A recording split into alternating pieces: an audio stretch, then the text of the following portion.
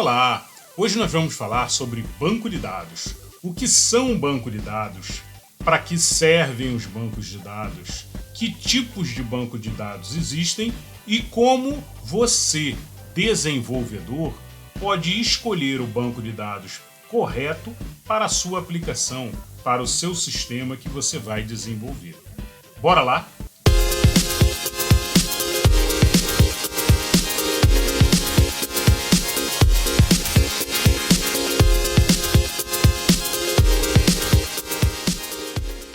Muito bem, vamos começar falando então sobre o que é um banco de dados.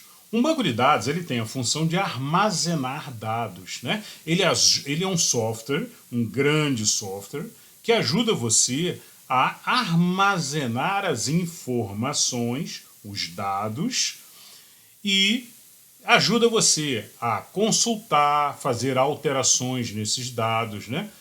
Naturalmente, você desenvolvedor vai desenvolver um sistema, um aplicativo que vai trabalhar com informações. Pode ser, por exemplo, um cadastro de cliente, mas pode ser um cadastro de lojas, produtos, né?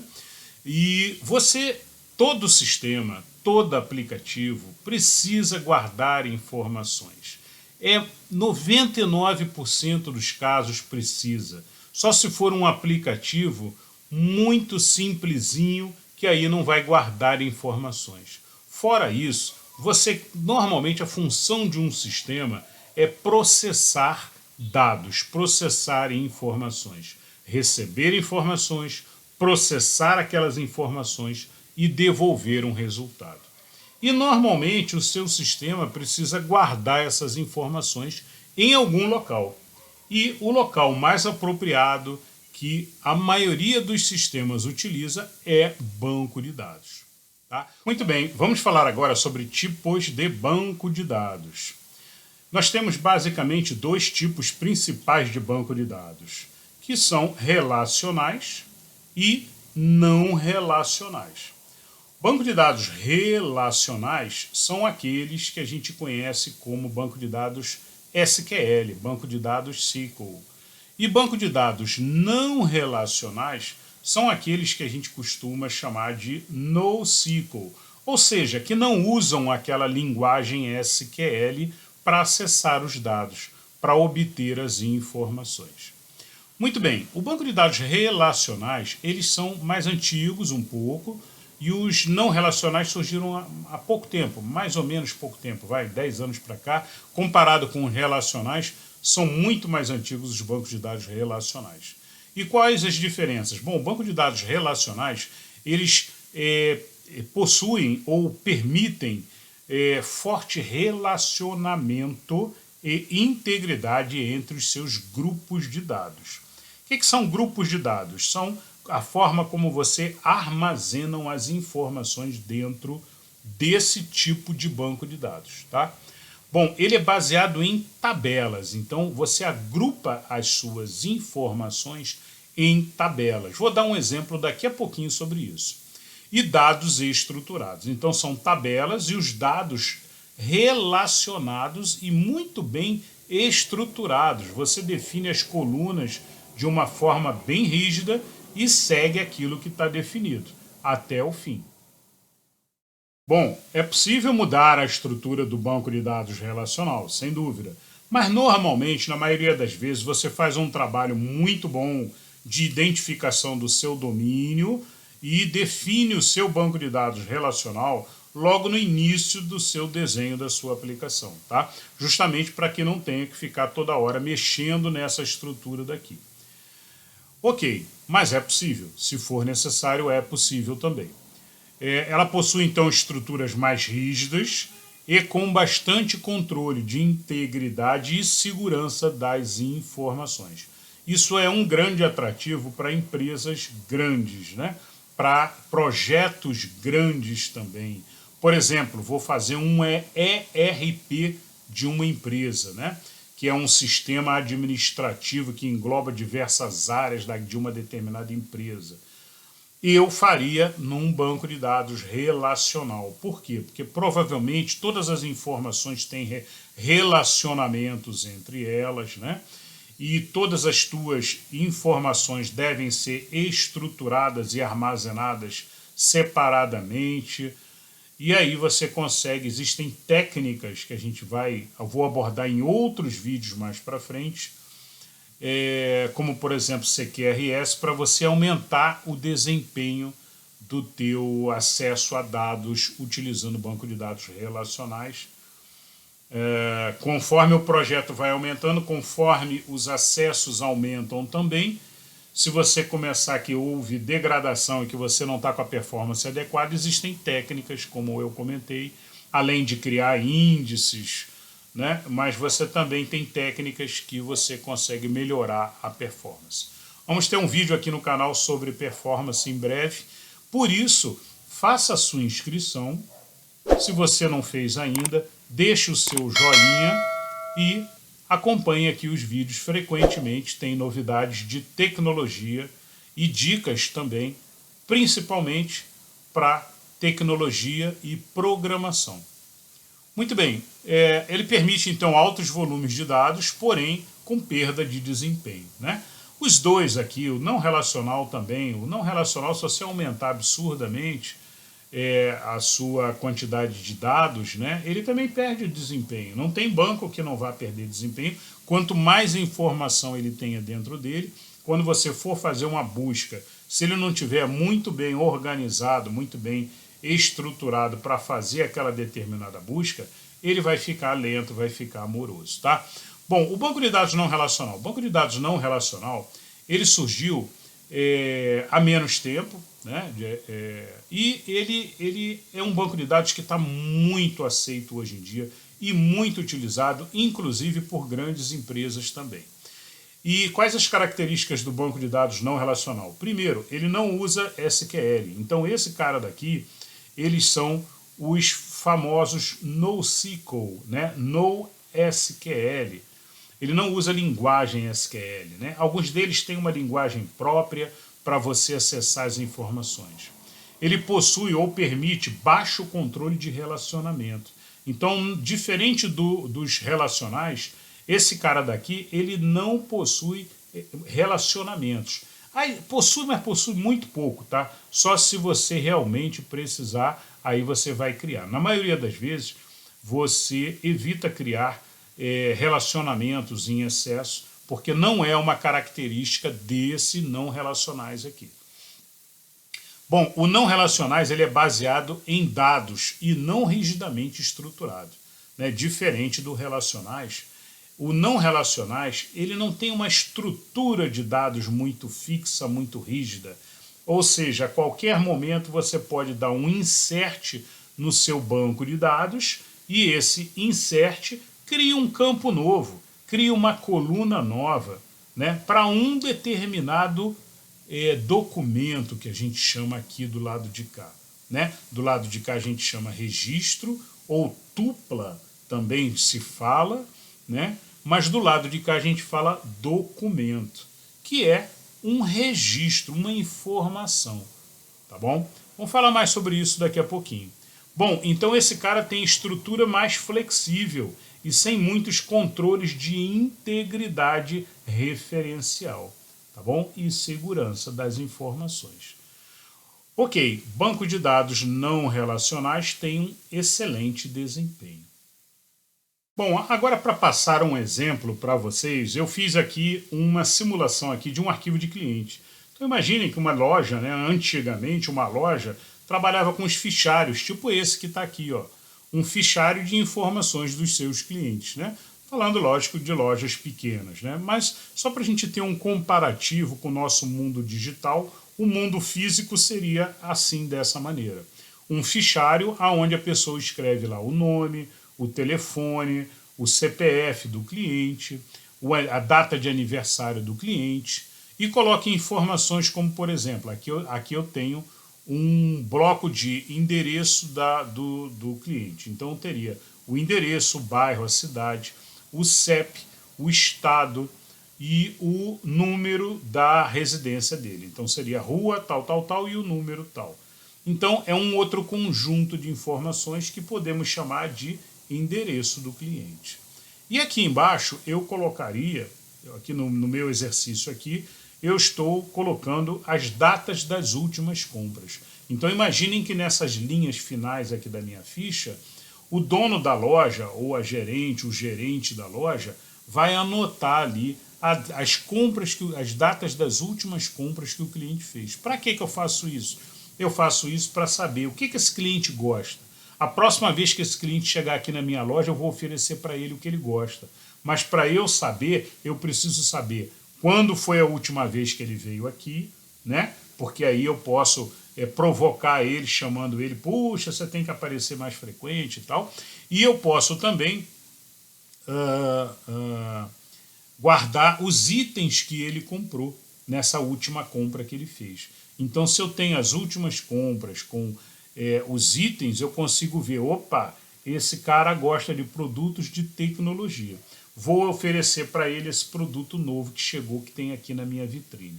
Tá? Então é isso. Então essa seria uma ficha de cliente. Agora, como é que eu representaria essa ficha com essas informações num banco de dados SQL e num banco de dados NoSQL? Vamos ver agora.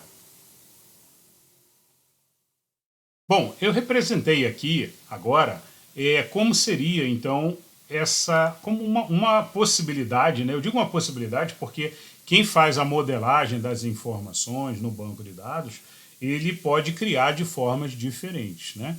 Eu estou aqui com uma proposta de que como eu acho que poderia ser esse conjunto de informações dessa minha fichazinha que eu tenho aqui, tá? Então eu tenho aqui uma ficha, que seria uma ficha aqui de cliente, um arquivo de cliente, né?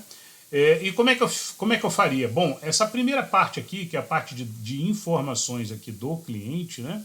Eu teria no banco de dados relacional, falando primeiramente só de banco de dados relacionais, né? Eu teria uma tabela cliente.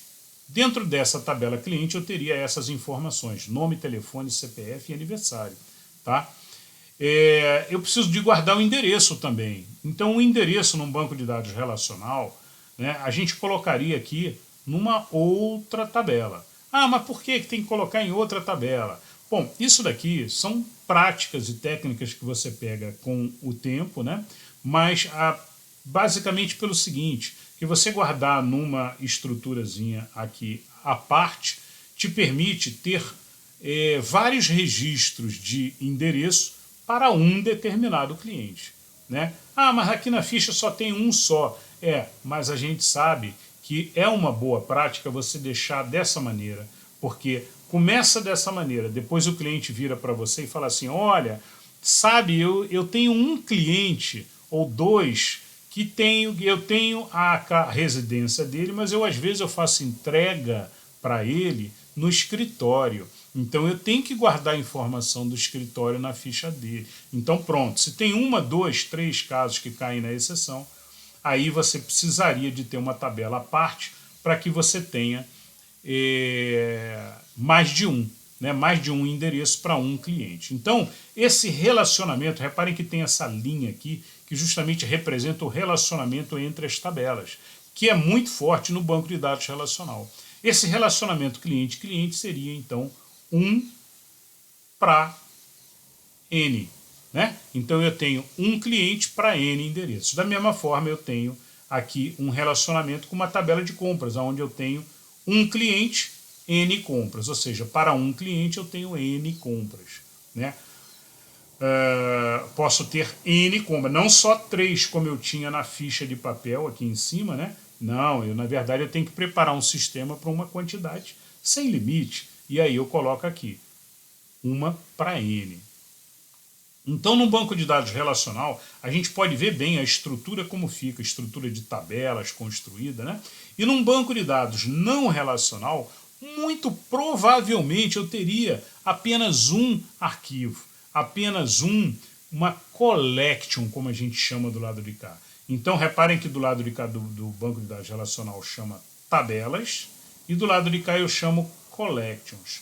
Ah, mas é comum eu ter mais de uma collection para um banco de dados? Sim, é comum, né? Você no teu banco de... Aqui eu estou dando um exemplo em que essa ficha aqui, essa estrutura aqui com as informações de clientes, eu poderia colocar em uma collection só. Mas eu posso ter a necessidade, por exemplo, olha, eu preciso armazenar log de acesso dos clientes. Provavelmente eu teria aqui uma outra collectionzinha para log, né? Da mesma maneira que aqui eu também teria uma outra collection, uma outra tabela, desculpem, uma outra tabela para log. Ok? Muito bem. Então, o não relacional possui collections e o relacional possui tabelas. Essa é uma diferença aí que todos têm que saber. E como é que fica isso aqui, então, na prática? Vamos dar uma olhada agora nessas tabelas, né? Bom, antes disso, só para mostrar para vocês aqui, ó,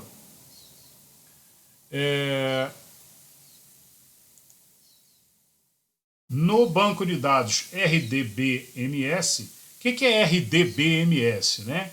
É Banco de Dados Relacional, né? É um gerenciador de banco de dados relacional. Relational Database Management System, ou seja, sistema gerenciador de banco de dados relacional. Tá? Bom, e de um lado do banco de dados relacional eu tenho tabelas. E no banco de dados NoSQL eu tenho collections. No banco de dados relacionais eu chamo colunas. Eu tenho colunas, eu vou explicar isso melhor daqui a pouco. No banco de dados não relacional eu tenho chaves, keys. Eu tenho values de um lado e values do outro. O que é values? São os valores que estão dentro das colunas ou dentro das keys. Muito bem. E de um lado eu tenho records, ou como eu chamei agora há pouco, registros. Também podemos chamar de linhas. E do lado do não relacionais, eu chamo de documentos. Então, cada cliente do lado não relacional se chama documento. Criei um documento novo para o cliente, né? Então, um cliente novo ganha um documento novo no banco de dados não relacional. No banco de dados relacional, ele ganharia um registro novo. Ok. Agora, vou mostrar para vocês tabela de banco de dados relacional. Como seriam as tabelas, né? Então, aquele banco de dados ali seria mais ou menos alguma coisa assim. A gente pode fazer uma associação bem grande com uma planilha Excel, né? Então eu montei um exemplozinho aqui só para ir para vocês entenderem, baseado aqui, muito parecido com uma planilha. Então eu tenho a tabela cliente, a tabela endereço e a tabela compras. E elas têm um relacionamento entre elas, tá? Bom, repare, por exemplo, que eu tenho aqui na tabela cliente 4 clientes cadastrados. Endereço eu tenho 5. Ué, 5 endereços e 4 clientes. Tem um cliente que tem mais de um endereço. E aí eu criei aqui uma coluna. Aqui são as colunas, ó. Colunas, né? Que a gente falou, ó. Colunas. Normalmente é muito comum, eu sempre tenho um ID, que é uma chave do controle do banco de dados, e ela é única, ou seja, cada linha, cada registro possui um número diferente, tá? E você não tem que se preocupar em controlar isso. Mas internamente você vai utilizar para criar as referências. Por exemplo, eu criei aqui uma coluna ID cliente. Essa coluna ID cliente é a que permite o relacionamento com a tabela cliente.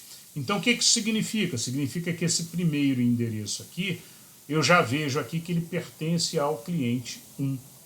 Tá? Esse segundo aqui pertence ao cliente 2. O terceiro pertence ao cliente 3. O quarto pertence ao cliente 4. E o quinto endereço pertence ao cliente 1. Tá?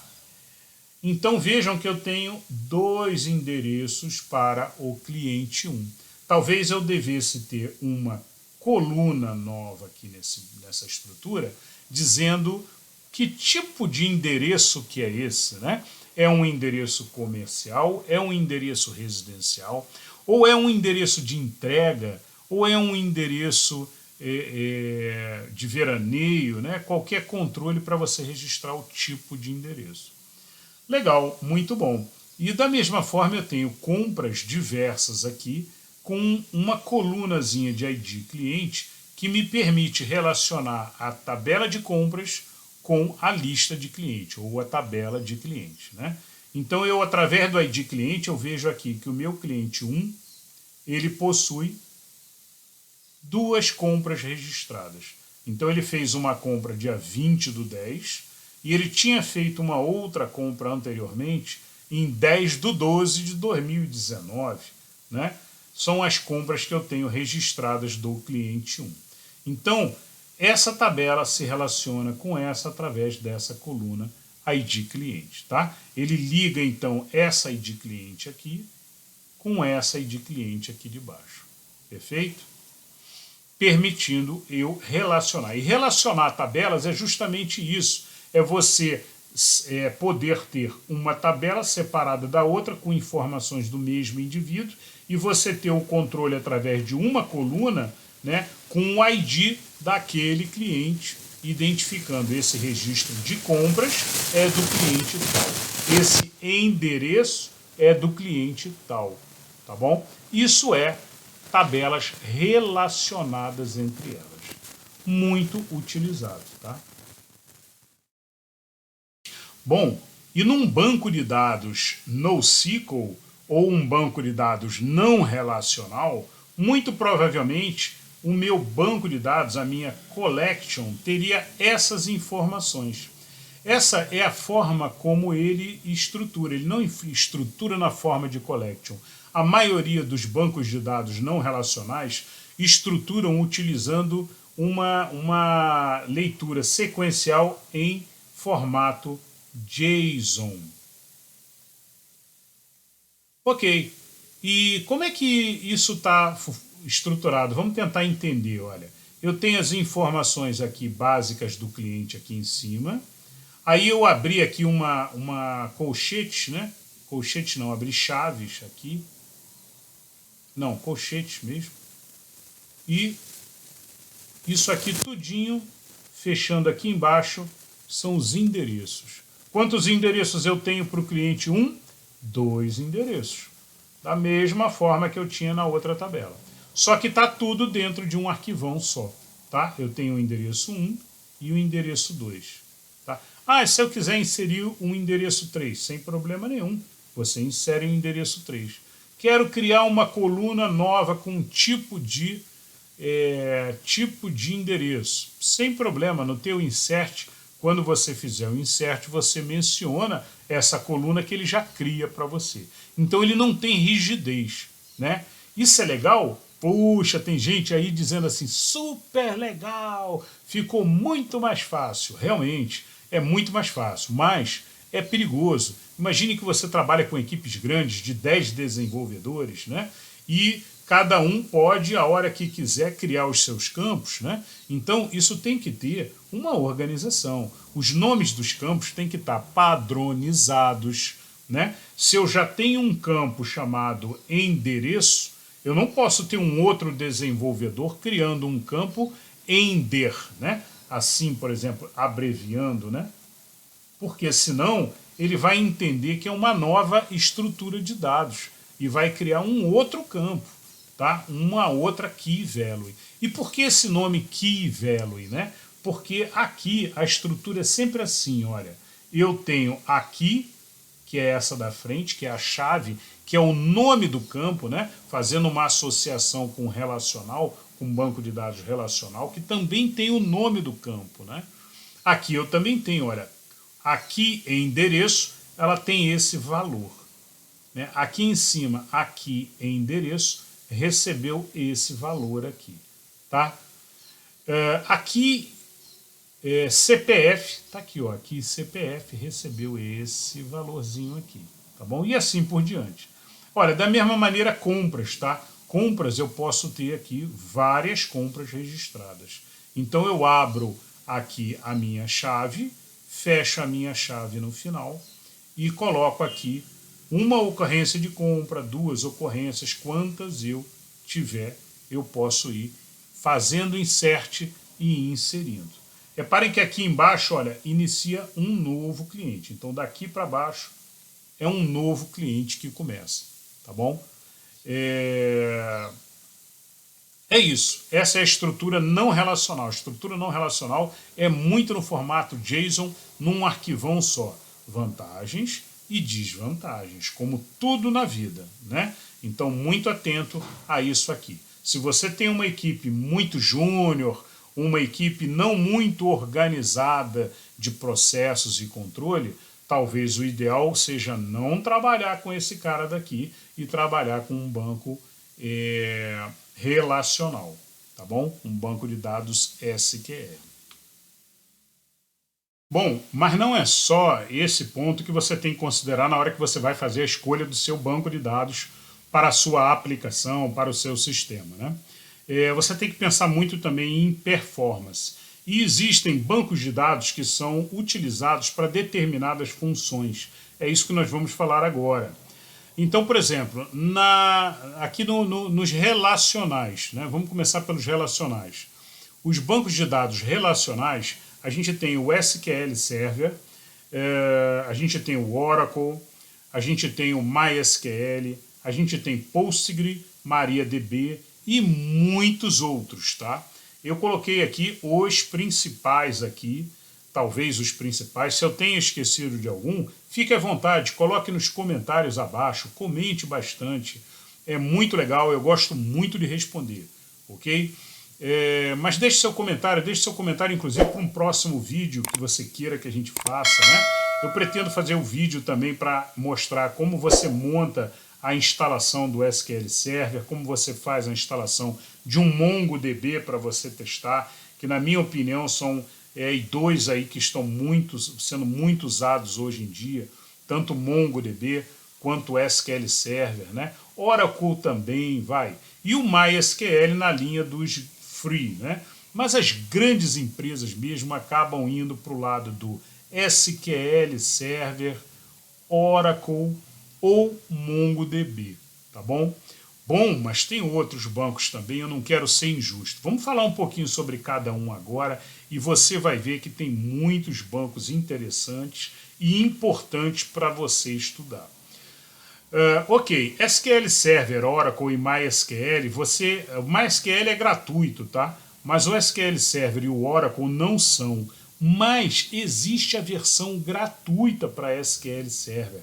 É o SQL Server Express. E o Oracle também tem a versão dele gratuita. Então você consegue baixar, você consegue instalar e montar o teu laboratório para você testar, montar o que a gente chama de montar uma POC para utilizar esse banco junto com o teu sistema, com a tua aplicação. Ok? Muito bem. Além disso, a gente tem o Postgre, MariaDB, que eu já falei. E a gente tem um carinha chamado SQLite. O SQLite, a especialização dele é ser um banco embutido, né? Um banco que a gente chama de embarcado também. É muito utilizado para sistemas de aplicativos mobile, ou seja, sistemas de telefonia que você vai instalar em telefones, aplicativos, né? Aplicativos de celular, aplicativos mobile. E tem também a opção de sistemas embarcados para IoT também, você também pode utilizar o SQLite com muita facilidade, tá bom? É um banco justamente feito para isso, ele é reduzido, menor, ele não sobe um processo igual aos outros, por exemplo, um SQL Server ou um Oracle, se você instalar até o MySQL, ele vai instalar na tua máquina um processo que vai ficar rodando. É como se você estivesse instalando um banco de dados na tua máquina que vai ficar processando e verificando se tem alguém tentando consumir ele o tempo inteiro, diferente de um SQLite. Um SQLite não, um SQLite ele não bota um processo para rodar o tempo inteiro, mas ele é bem simplesinho, bem pequenininho, feito justamente para embarcados, né? E ele é um banco de dados para sistemas embutidos, para aplicativos embutidos. Ok, muito bem. Então, falamos um pouquinho aqui do lado dos relacionais. Vamos falar um pouquinho agora sobre os não relacionais, ou os NoSQL, né? Os chamados NoSQLs. Bom, banco de dados NoSQL ou NoSQL, né? São bancos de dados que trabalham no esquema de chave-valor. A maioria deles trabalha no esquema de Key Value, que eu mostrei agora há pouquinho o que é, né? Eles não utilizam linguagem SQL, eles têm normalmente uma linguagem própria de pesquisa, localização. O que você faz com a linguagem de um banco de dados, né? Com a SQL? Você utiliza a linguagem SQL para que a sua aplicação mande um comando para o banco pedindo alguma coisa. Seja pedindo para trazer alguma informação, fazer uma pesquisa e devolver uma informação, seja um comando para fazer um insert, ou seja, inserir um registro novo, ou excluir um determinado cliente. Quero excluir um cliente que esse cara não vem mais há não sei quanto tempo. Vai excluir esse cliente, tá bom? Então é isso que você faz com uma linguagem de banco de dados. E esses carinhas aí, do não relacionais, eles não usam linguagem SQL. Eles têm, na maioria deles, tem uma linguagem própria deles de utilização. Bom, existem subdivisões, e eu montei aqui as principais subdivisões. A primeira que eu vou começar ali é um banco de dados orientado a documentos. Então, dessa categoria de banco de dados orientado a documentos, que permite você agregar conjuntos de documentos diversos, né? Inclusive internamente criando subdocumentos dentro dele, eu colocaria aqui o MongoDB como o principal, muito utilizado hoje em dia, permite alto escalonamento, ou seja, você consegue rapidamente escalonar ele utilizando, por exemplo, um Docker, alguma plataforma desse tipo de escalonamento, ou até serverless, né? Mas eu não vou aprofundar muito nisso neste vídeo aqui. O importante esse cara ele é feito para um volume grande de dados e ele performa muito bem, muito rápido, responde muito rápido, tá? Ok. Eu tenho um outro grupo chamado chave-valor, que ele normalmente é utilizado para você guardar informações de estruturas reduzidas de chave-valor, né? Então, por exemplo, nome, valor e aí o nome do indivíduo. Pontos que o cara fez no jogo, né? E do lado 931, ou seja, o valor de pontos que ele fez no jogo. Por isso é que eu botei ali, olha, muito utilizado em jogos, né? Muito utilizado em jogos, mas principalmente utilizado para cache. Então, imagina que você quer guardar a informação para depois essa informação ir para um outro local, né, que é o famoso cache, ou quer guardar ela para ela ficar sendo lida frequentemente pela sua aplicação. Por exemplo, dados do usuário que está logado na máquina atual, você pode usar localmente um banco Redis, ou Redis também se fala, tá bom? Então o Redis é o principal dessa categoria daí, sendo que a gente tem também o Oracle BDB. Também é um chave-valor muito utilizado. Altamente veloz, a performance desse cara é muito grande, mas ele requer aí estruturas um pouco menores, um pouquinho, é recomendável para ele, principalmente para uso de cache e pequenos chave-valor, controles de chave-valor que você precisa que a tua aplicação use. Ah, me dê um instalo então. Eu posso utilizar um banco SQL com também utilizar na minha aplicação, no meu sistema, um banco Redis, ao mesmo tempo os dois? Sim, pode. Você pode usar o teu banco SQL Server, por exemplo, né? Poderia ser um Oracle também. Um SQL Server para armazenar o principal, as informações da tua empresa e tal, todos os dados de forma definitiva, e utilizar um Redis para controles de cache, né? Ou seja, qual usuário que está logado no momento, vai lá e pega no Redis rapidinho. Que horas esse cara logou, vai lá, pega rapidinho. Qual o perfil dele, que ele tem acesso a isso, você vai lá e pega rapidinho lá no Redis, né? Então, é muito rápido, muito veloz, para utilizar para cash é excelente. E pode combinar mais de um banco? Sim, pode combinar e é muito bom. É recomendável, tá? Eu tenho um outro grupo chamado armazenamento colunar. Esse armazenamento colunar se destaca o Cassandra. O Cassandra é um banco extremamente veloz, tá? Vamos ficar de olho nesse banco. Esse banco ele está despontando agora. Ele já existe há algum tempinho, mas ele agora está sendo descoberto por quase todas as empresas como um banco muito eficiente para volumes de dados gigantes. Se você trabalha numa empresa que tem volumes de dados gigantescos, volumes muito grandes, muito parrudos, que necessitam de uma performance muito grande de pesquisa, Cassandra pode ser a melhor indicação para você, tá? Um banco de dados inicialmente construído pelo Facebook, né? Atualmente adotado pelo Google e outras empresas, ele criado da forma colunar, então ele tem uma estrutura interna dele colunar, né? Que você vai dizer, mas lembra um pouquinho o SGBD? Sim, ele é um híbrido entre valor-chave, esse cara aqui de cima de valor-chave, tá? E o SGBD. Ele faz um híbrido dos dois aí. E ele utiliza uma linguagem própria dele chamada CQL, Cassandra QL, que seria um SQL próprio dele ali, ok? Tem o A-Base também aí, como uma opção, mas o Cassandra é a menina dos olhos aí do momento aí das grandes empresas. E eu sugiro muito você que quer trabalhar numa grande empresa, dá uma estudadinha no Cassandra também, porque ele está vindo aí também para marcar o lugar dele aí nas grandes empresas, com grandes volumes de dados, aonde se precise muito escalonamento e velocidade de acesso a dados muito grandes, tá?